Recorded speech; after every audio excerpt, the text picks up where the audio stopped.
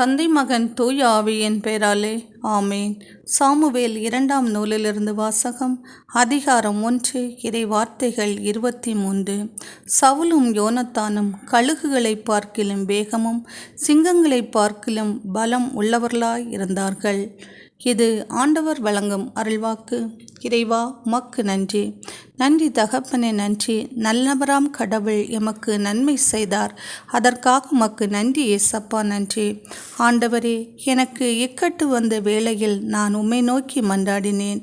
நீரும் என் மன்றாட்டுக்கு செவிசாய்த்து என்னுடைய விண்ணப்பத்தின் குரலுக்கு செவி கொடுத்தீரே, அதற்காக உமக்கு ஸ்தோத்திரம் ஸ்தோத்திரம்.